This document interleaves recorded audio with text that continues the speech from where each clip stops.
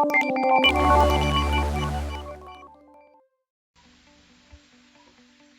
class! This is a continuation of the first part of the Microsoft Excel Solver add-in for linear programming problem. In this video, we're gonna learn how to create a what-if spreadsheet model, structuring the linear optimization model in MS Excel, use MS Excel built-in function, particularly the SUMPRODUCT, in solving LP, and finally, using the Excel solver. Watch carefully the steps on how to do the stated ways to solve the linear programming problems. Recalling the linear programming of bar incorporation, we have here our constraints plot in the spreadsheet model. So we have the standard bag, which is 7 for the cutting and dyeing, 7 over 10, plus 1 is less than or equal to 630. Then for the sewing, we have 5 over 10 plus 5 over 6 is less than or equal to 600.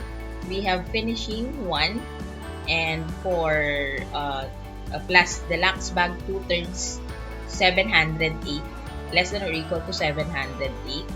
1 over 10 plus 1/4 is equal to 1, less than or equal to 131. And profit per bag is 10 for standard, and for the deluxe bag, $9. So that's it for the spreadsheet model of the linear program.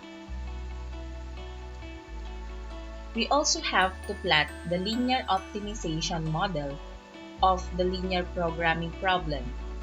We have to plot the deluxe and standard bags produced because we have to know how many bags can be produced with our objective, which is maximizing the profit.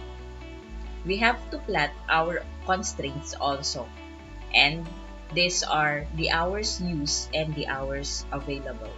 So we know that the hours available for cutting and dyeing is 630, for sewing 600, finishing 708, and inspection and packaging 135.